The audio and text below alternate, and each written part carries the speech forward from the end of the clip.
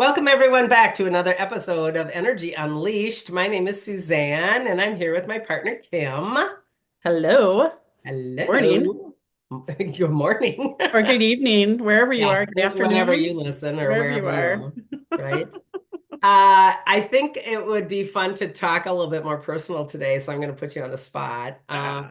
I know I never tell Kim a whole lot of anything, but just gosh, I don't even know. What was it? Only like 5 days ago. You were home visiting your parents in Nebraska, and your mother, who is adorable, had an energy session with me. And are you okay to just kind of talk about that a little bit in terms of Sure. what was going on with her and what you perceived? Because I think it's important for us to understand this energy stuff happens in a 3D way, but it's always bigger. Things happen to us because we dis-ease our body. And even if in Barb's case, your mom had a surgery, Mhm. and we're going to talk that through a little bit. But what I want to point out is that we're always dis-easing in the body and our chakra system in terms of the flow of Mhm. the fuel. And that is what causes us to take that little dash out in dis-ease and creates disease. Disease doesn't always have to be like a cancer. It can be a surgery. It can be an emotional. It can be a mental. It can be anything in terms of dis-ease and disease. And so what's critical for us to understand, there's not an age limit on this stuff. There isn't a young age limit, and there certainly isn't an old age limit. And so it's something that we are going to be working on all the time, no matter who we are and what we are, because we're humans, and that's what's happening. And how we are also affected in the spaces and places. And that's why I want you to maybe bring Barb's forward too. And that when I worked on her, I know that she can get really affected from empathing bigger, and we can get into that in the story a little bit. So that's, Yeah. are you good with kind of jumping in with that? Is that Yeah, I can do that. cool? Yeah. So my mom, she's 79 and she just And had cute as a button, by the she way. didn't the button. I know she's a little thing. Anyway, she had a knee replacement surgery back in August. And I have not seen her. I had not seen her for quite a while. Usually I would go back and spend time and but I wasn't able to do that at the time that she had surgery this year. And um, my oldest daughter got married in October, so my parents came up for that. And I know that the trip was really hard for her with her knee, but when they got there, I could just see by looking at her eyes that she wasn't really behind her eyes. And what I mean by that is that her eyes looked more dull, Mhm. not as much sparkle. She didn't smile. She seemed very unhappy. And again, there was some pain involved with that, I think. But she had no sense of humor. Her personality was just like it just wasn't her.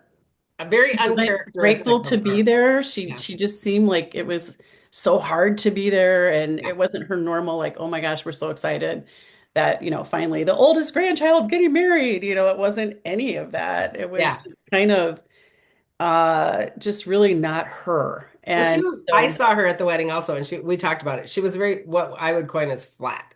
yeah, Her, right. her energy was just not there. And she was like, her presentation of her normal self was very flat in Very flat. comparison to what Barb usually holds.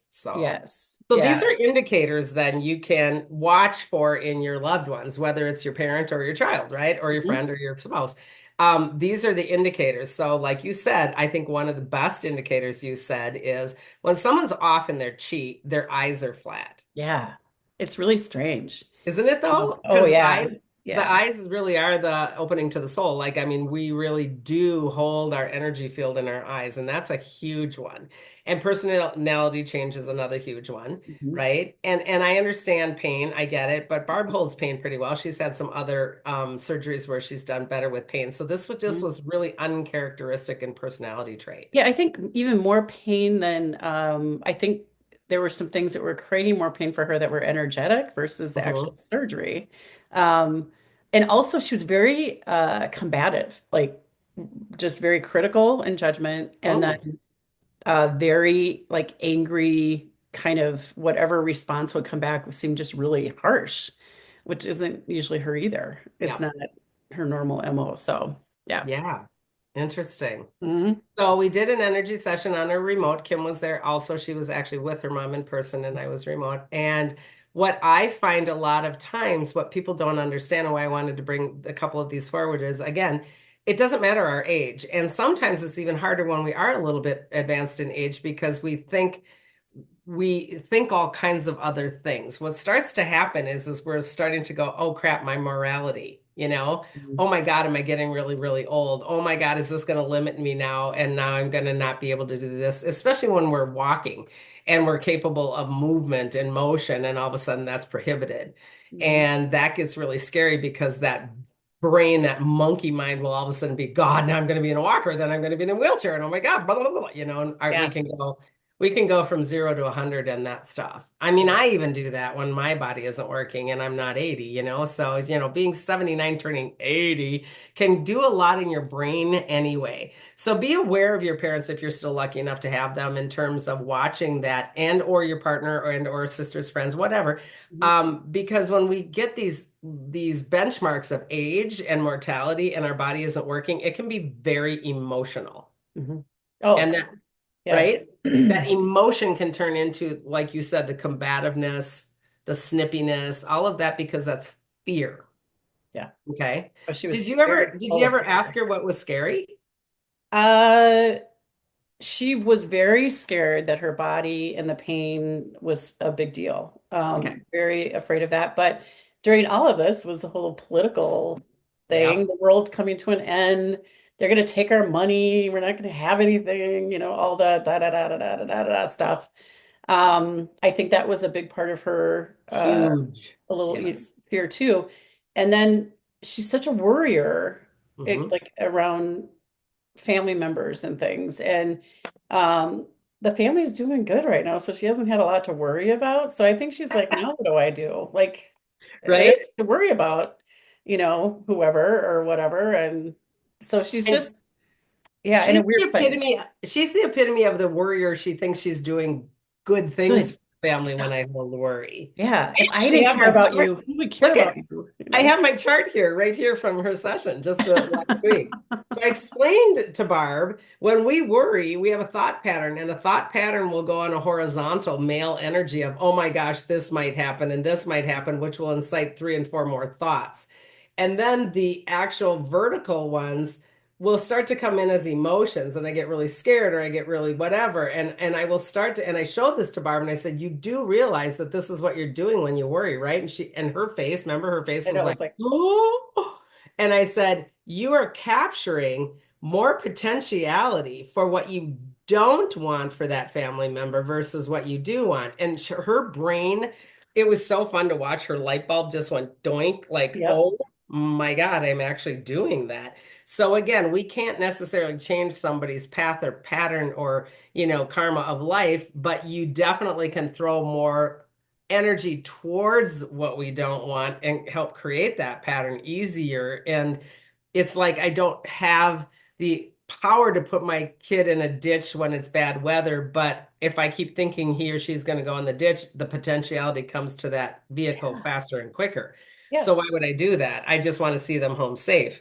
And when I was explaining that to Barb, she just all of a sudden was like, holy crap. And your mom, as well as very many clients, as well as even myself, Mhm. when we carry worry, it's all in this area. We carry in symbolism the world on our shoulders. It's like that Atlas dude that's just like, oh, right? And this creates a lot of angst and stress on the upper part of the body. Now, we were working on her knee, but don't fool yourself that everything is connected, just like that silly song when we're kids. So connected. And it all affects everything. So we did deal a lot with her collective worry during the session. And I think that made a lot of sense to her.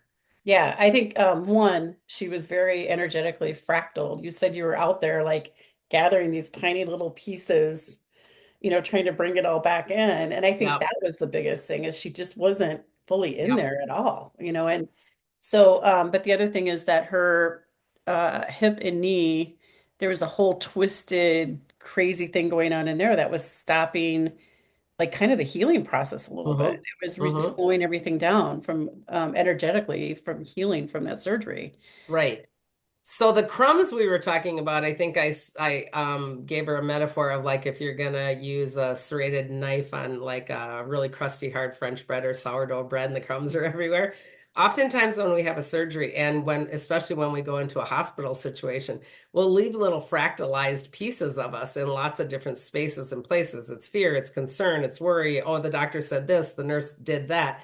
So we will kind of like crumble in some of our energy forms, and oftentimes we will leave those in other places than getting them back into my field or back into my body. So it's like a couple of our puzzle pieces are missing. When we have a couple puzzle pieces missing in a puzzle, we don't get the whole picture, right? We don't have the puzzle picture when the pieces are missing. It's similar in our body. We're not fully in the body, therefore we're not grounded. When we're not grounded and in the body and in the aura, we tend to then be scared. Mhm. Now we exacerbate that fear for Barb because now I'm in the political crap and I'm worried about everything in the world's going to hell in a handbasket and oh my God, oh my God, oh my God. And then I start to worry about my grandkids and it just keeps going. Yeah. And as that keeps going, it just keeps wearing down more puzzle pieces. So now I have no fuel. So she was really stuck in a loop pattern of not being in, not Mhm. being in the body fully, having fractalizations of her fear everywhere. And then closing up that auric field was very important. And then getting her actually into the ground again, actually grounding the body back into the earth so that she could have enough fuel in safe and worth and enough to heal. And the hip is representative of the father energies. And so this is, her age grew up with very straight lines of father. I don't know if you remember your grandfather much. I Yeah. do, yeah. In fact, my hair is from my grandfather, my hair color. Ah, okay. Yeah. And she's got the same really beautiful Same white hair color. too. Yeah. Yeah. Yeah. And so that's those straight lines of you have to do. Did she say she was on a farm? I can't remember. Yes, well, until she was, I believe, like eighth grade. They lived on a Yeah. farm, so they had chores. They worked Yeah. hard. My grandfather was, he had a little sense of humor, but he was very more of a serious guy. Hmm. And he was not a violent person, never spoke bad words to people. Like he was just, but it was very black and white what you needed to do and when it was appropriate to speak up or not speak up. What is the you just didn't cross that line. Right. So, And yeah. so again, we'll carry those father memories in that right hand hip. It's not my dad did or said anything to affect my body. It's how I believe my existence is around the relationship with that father. And so Mhm. that gives her a lot of straight lines, is what we would call that in my work. A lot of straight lines. You can, you can't. You have to stay in this box. And when we start to age and our kids are and our grandkids are starting to have more and more freedoms, and I don't feel like I'm as needed any Mhm. longer, it is symbolic in my body that my knee on that side of my body starts to be affected. So the hip and the knee start to take a hit because the belief system is the dad. This is, you have to be in charge, you have to worry, you have to control. And then I'm not needed. And these two start to play off of each other and they twist and they turn. And this is what causes that dis-ease that then turns into what we would call a diseased knee enough to have surgery. So we want to allow ourselves to be aware of all of this symbolism and this metaphoric energy because that's what's going to be releasing the energetic blocks to then let the chi flow enough to be able to heal. Right, right. And honestly, even as we went through the healing session during the quiet time when you're doing a lot of the energetic work, she could feel a difference just in talking to you in that first half hour. Mhm. And then when we were done with the whole session and talked about everything, she was so back in. Her eyes had that twinkle, the sparkle, the color was more vibrant in her Yeah. eyes. She had color in her cheeks. She had no pain at all in her knee and that area like she did before. And she just looked at me in awe of how I don't understand how this works, but I feel like a different person. And like, you Yeah. are a different person. You're back in Yeah. there. There you are, you know? Yep. Because we do, we fly around out in the ethers, and it really is real in Mhm. terms of when we're planted and back in, we can grow again, we can be safe again. I mean, think about it. It's just like a tree needs its roots, right? We need to be in the ground. We need the nutrients. We need all that stuff to grow. Mhm. And when we're ripped out, our roots, we start to flail everywhere. So yeah, it was super interesting. Again, I think what's cool about her, she's still learning at 79. She's still in awe and in wonder, as is your dad. He's adorable too, in terms of their questioning, their understanding. And my mom, who's 90, is very much also, on board after all the years of me doing this. She doesn't have a choice really, but has been on board in terms of like, oh, I'm still really in charge of some of this stuff. I'm actually creating this stuff. I'm actually, whatever. And I happen to have a most delightful client yesterday or the day before, maybe. She was 95 years old. She was so What? incredibly adorable. I didn't get to see her because she only owns a landline, which made me sad because I really wanted to see her face. So we had to do it on the normal telephone. She was in New York and she was 95 years old and she was a hoot. She was just a riot. And again, she read both of my books, which I thought was super cool. She used to be an author and a journalist for a long, long time in Hawaii, by the way. She did a travel journal in Hawaii for Oh my years. gosh. Yeah, and she said, "Have you been there?" And I go, "No, I'm waiting for my friend Kim to bring me there because I want to go with Kim because she knows everything." But anyway, I thought she was so incredibly adorable too because she even took it a step beyond your mom in that, and there's not a competition here, but in that for many years she studied the yogic practices, Yeah. not just the stretches, more so the consciousness behind yoga, and had yogis and had mentors, etc. And so was very aware of her consciousness level, and it was so cute. She said she just really wanted to, collaborate after reading both books. She really, really loved the both of them, but she was very, because she's 95, she goes, I just want to prepare myself for dying because Yeah. obviously I'm not going to be around all that much longer. And I just really wanted to, see what you saw in preparation for dying, which I thought was freaking awesome. Isn't that amazing? Yeah. Wow. So no matter how old we are, we're preparing ourselves for dying because we're 95. But who's to say we're not preparing ourselves at 35 because we don't know if the Mack truck's going to run us over, right? Or the heart attack's going to happen at 28. I think that this was so enlightening between Barb and the other woman here, who her name was Faye. I don't think she'll mind me saying. Absolutely adorable. And she was so aware of, I want to be as clean as I can be. I want to be at the highest frequency I can be. And she reminded me a lot of the gentleman in my book, and she remembered this in the book. The Energy Healer's Book of Dying has a client story about I think I named him Roger in the book, but his true name was Robert. And Robert was amazing. He was in a hospice situation in his 80s. And when I went in and worked with Robert, he said the same thing. I want you to prepare my frequency to cross over at the highest frequency I possibly can. And I thought that is so cool. I mean, that was the first time I had heard that. And he said, I want anything that is in me, still vibrating at a frequency of fear or resentment or anger or anything gone. And he said, because I am going to be dead within the X amount of whatever I know I am.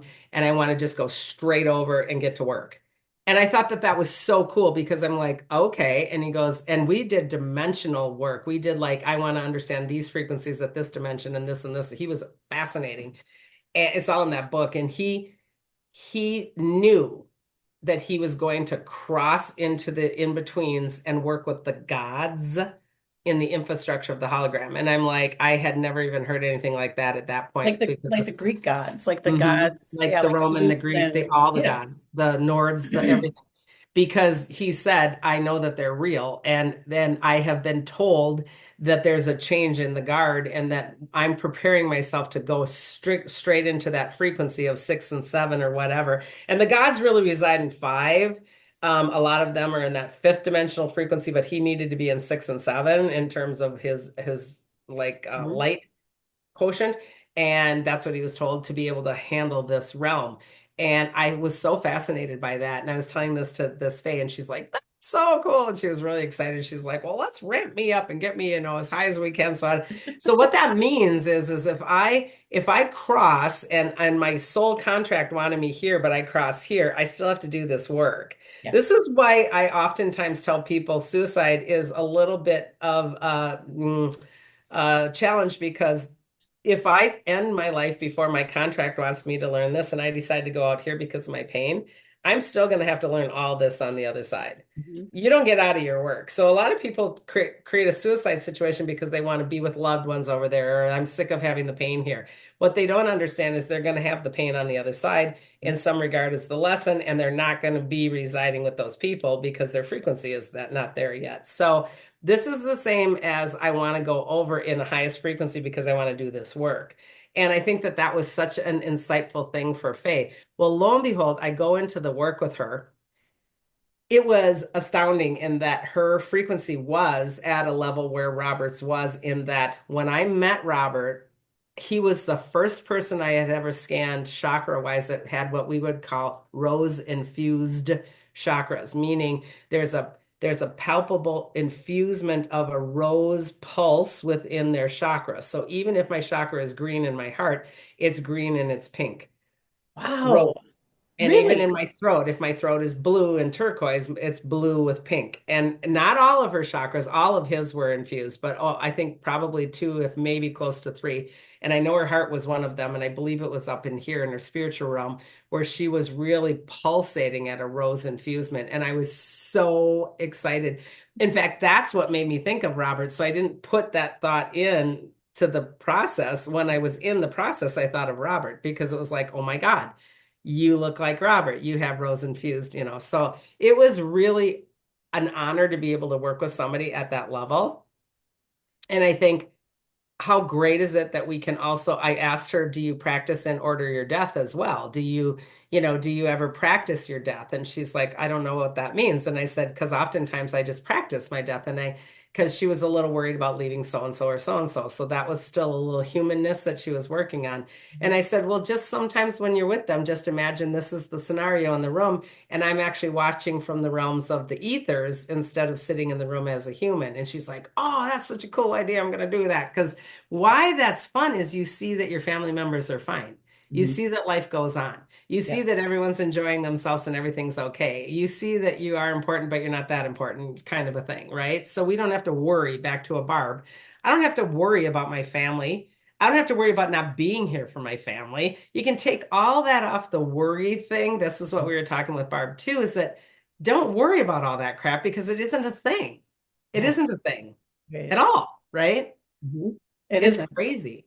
And, again, going back to the matrix that you drew for her, she's had a session with you before, Mhm. but this really clicked with her this time on Good. how when I worry, I'm bringing what I don't want them to have in. And Yeah. that was just, it was amazing to see her open up. Like you said, the light bulb went on. Mhm. And I'm like, oh my gosh, this is going to be great. She was Like, that little emoji that when you make your emojis and it goes, pow, that's what her she literally looked like. It was so yeah. cute. Yeah. So yeah, I mean, we can get ready for death, but we don't have to be 95 or 80 either. I No. mean, we can do this throughout our life because the easier our shot, that's what the Energy Healers Book of Dying is about. The easier we prepare the body all along, the easier we die. Right. So, Faye's goal is to just transmute and transition. Robert literally wanted to be the Rainbow Bridge transmutation where he's sitting in the chair and it's just his clothes. I thought that would have been a riot. The yogis that can do that where they just disappear and their clothes are there. He thought that'd be super funny in the nursing home, which didn't happen, but it would have been cool. But I think he was close because Yeah. he died very quickly and very ease and grace in terms of just allowing himself to go, which I'm sure she will also. So I said to her, just concentrate on this is how I am going to die. Don't worry about how I don't want to die. Because again, that's that grid. Yeah. It's the same thing we talked with Barb. I mean, if I'm like, oh, I don't want to get in a nursing, because she's in an apartment and she's very, very still independent at Independent. 96, except her walking is having issues now. But, if I'm going to start worrying about what if this happens, what if this happens, then I'm doing the grid again. So what one wants to do, even with their death, is order it like, like I put my Amazon order out and I'm just going to wait till it arrives.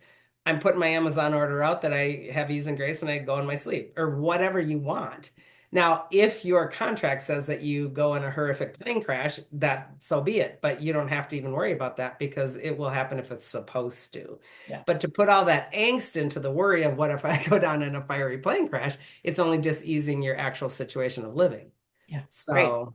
So Yeah. I'm so impressed by Faye, though. She obviously has done a lot of work while here Yes. on Earth to get to that place without having, you Yeah. know, um, hanging on to the material things. I know when my aunt was passed, like in a nursing home, Yep. she was so worried about all of her things. Where's my Yeah. dresser? Where's my car? Where's my wedding ring? Where's this? Where's that? And she couldn't rest until she knew where all those things were. And it took her a Exactly. long time to work through like the, root, sacral, like Yep. all the chakras on the lower end, the first three chakras.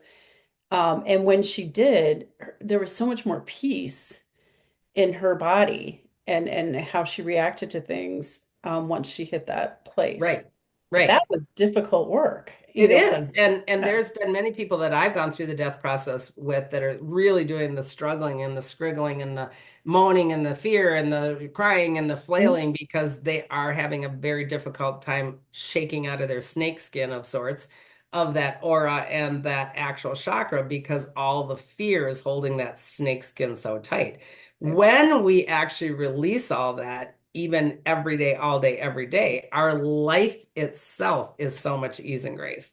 We don't care. You're in neutral 90%. You're just like, whatever, bring it on because it'll always go away. I mean, it just doesn't matter. So it's a win-win when we release, especially all the first three chakras, one, two, and three, physical, emotional, and mental, when Mhm. we get to the place of working in heart space. And that's what this gal was doing a lot of, and Barbara's starting to understand. Working in heart space just means just allowing.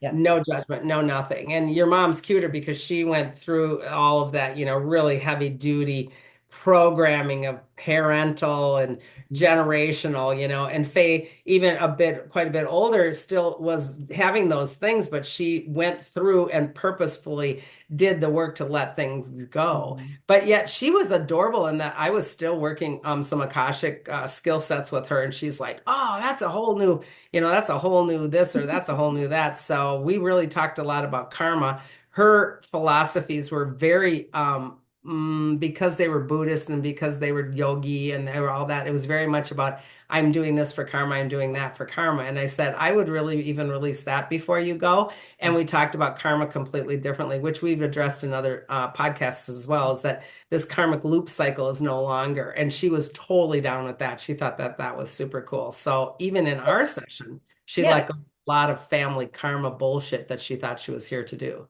When you make your way up to the heart space, the joy and happiness that you find in the littlest things Mhm. and just being with nature and all of the things is just astounding. Yeah. Like once you drop all of that and release it, Yes. it's such a different experience going through your everyday life.